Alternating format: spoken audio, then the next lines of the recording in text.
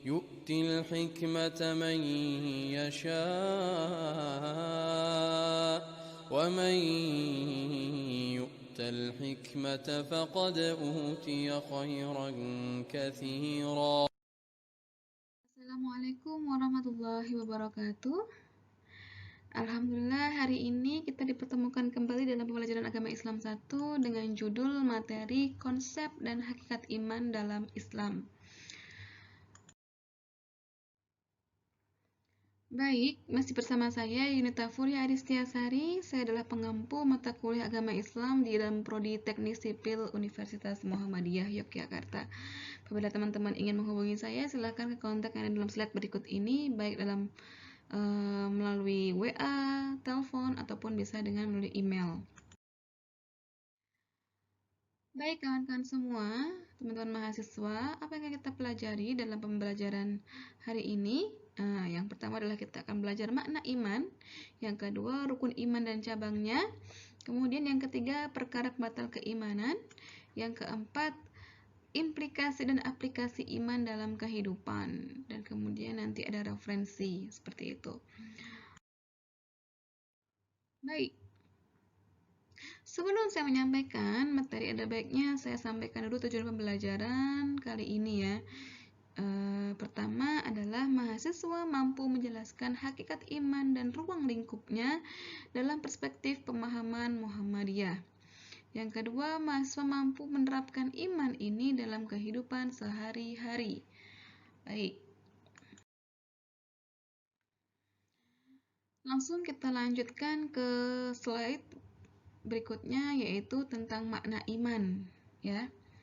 Mahwal iman, apa itu iman?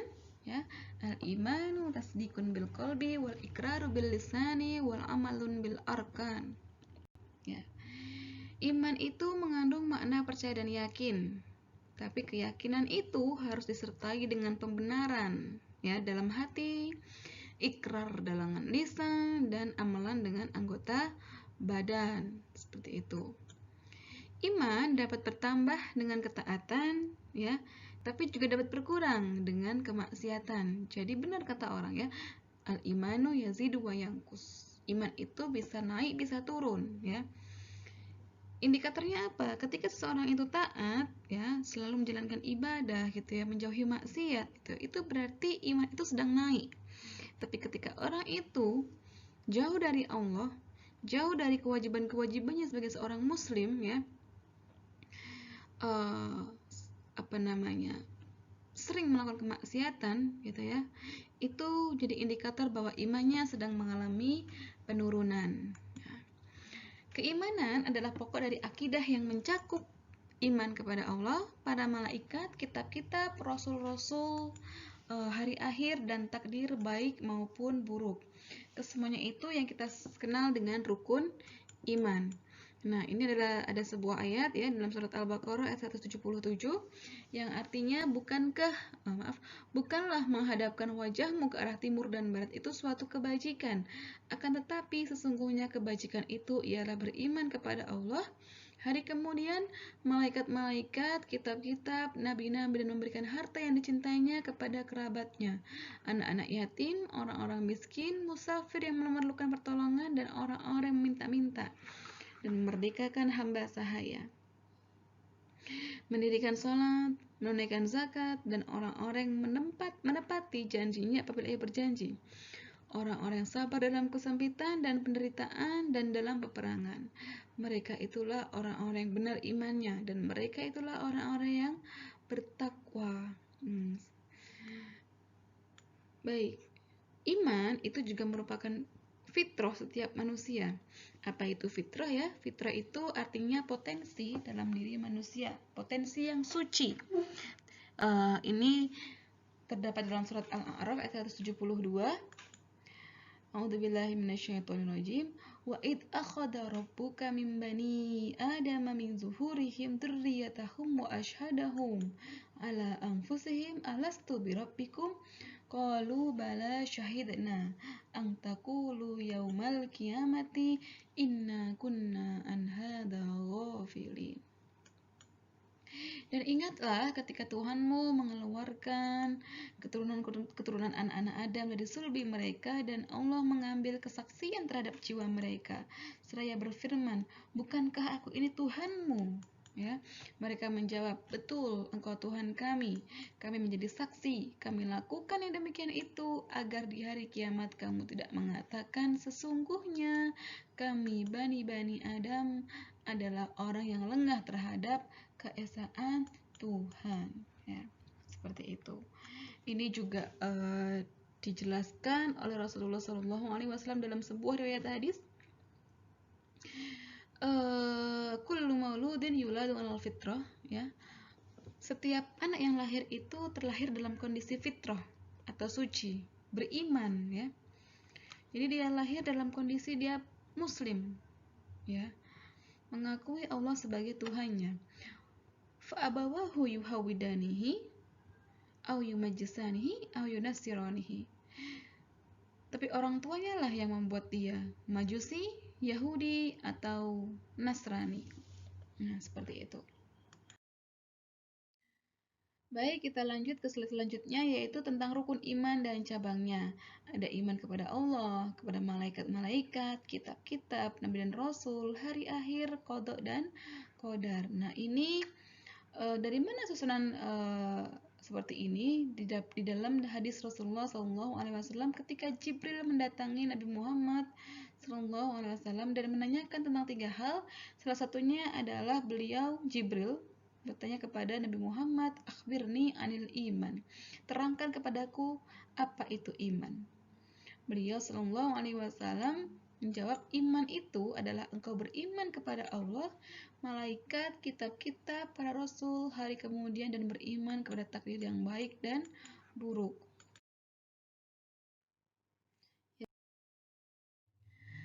Baik, kita lanjut ke slide selanjutnya tentang perkara pembatal keimanan, ya. Iman, tadi sudah saya katakan, itu adalah merupakan keyakinan yang mengikat antara seorang hamba dengan Tuhannya. Sementara pembatal adalah sesuatu yang memutuskan ikatan tersebut. Orang yang melakukan sesuatu yang merupakan salah satu dari pembatal-pembatal keimanan, maka dia bisa dihukumi atau dicap sebagai orang kafir. Nah, apa saja pembatal-pembatal tersebut? Nah, ini di sini saya bagi menjadi 3, ya. Yang meliputi 3 unsur tadi ada hati, lisan, dan perbuatan. Pembatal melalui hati ada berlaku sombong dan menolak kebenaran yang Allah turunkan, menganggap halal apa yang jelas keharamannya oleh Allah, atau juga sebaliknya, syirik dalam hati dengan meyakini bahwa ada sekutu bagi Allah Subhanahu wa taala, dan juga diantaranya meyakini kebenaran ramalan. Ini bisa membatalkan keimanan. Kemudian ada pembatal melalui lisan. Ini nanti silakan dicek dalam surat At-Taubah ayat 64 dan ayat 66.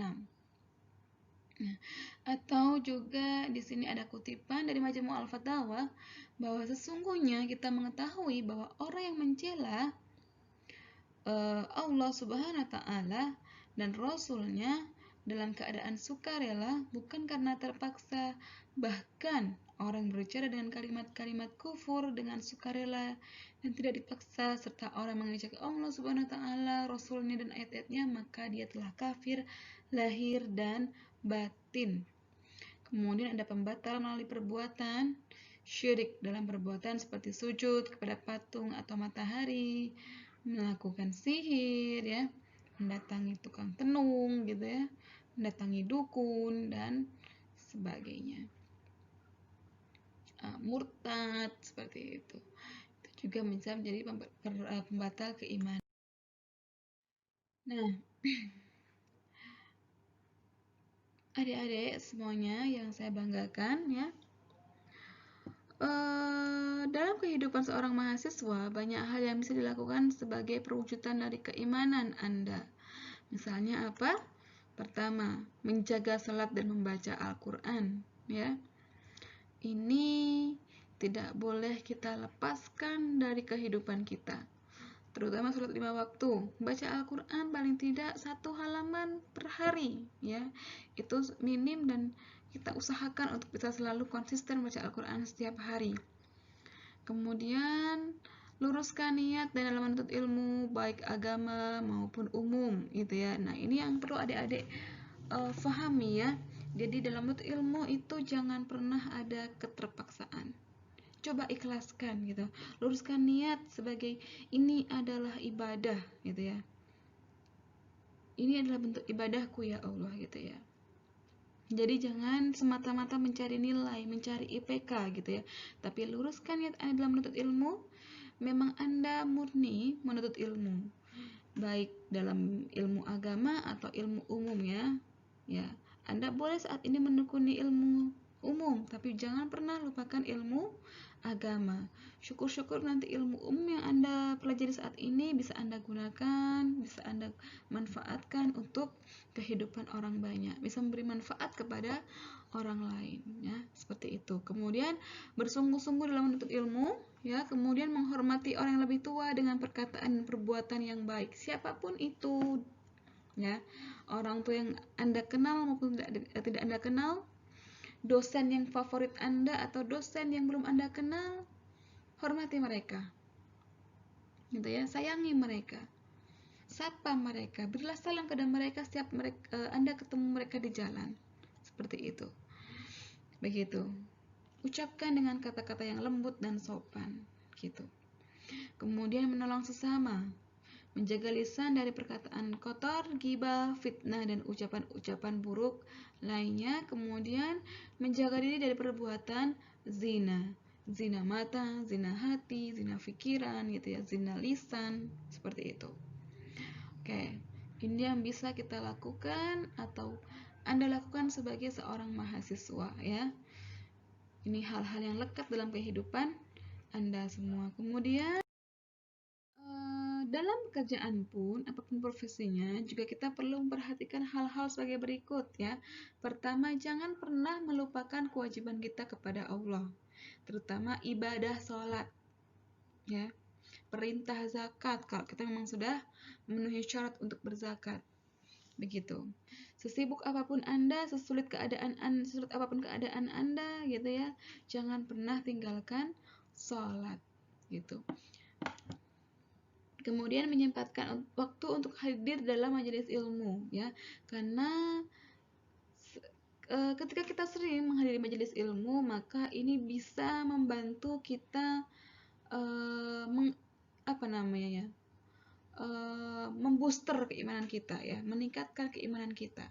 Kemudian menyempatkan waktu untuk tadi sudah ya, menyempatkan waktu untuk hadir dalam majelis ilmu, kemudian melaksanakan tugas dan kewajibannya dengan sungguh-sungguh dan penuh tanggung jawab, terutama tugas pekerjaan yang diberikan oleh pimpinan kita, tidak menyanyiakan waktu dengan hal-hal yang tidak berguna ya. Kemudian memenuhi hak-hak orang lain ya, jangan sampai kita tunda hak-hak mereka atau bahkan kita ambil hak-hak mereka. Na'udzubillah min dzalik. Menjauhi segala bentuk suap atau riswah, baik dalam bentuk materi, uang, gitu ya, kekuasaan, waktu, ya, atau pekerjaan. Kemudian berusaha meninggalkan riba, meskipun sulit, tapi kita usaha untuk meninggalkan riba.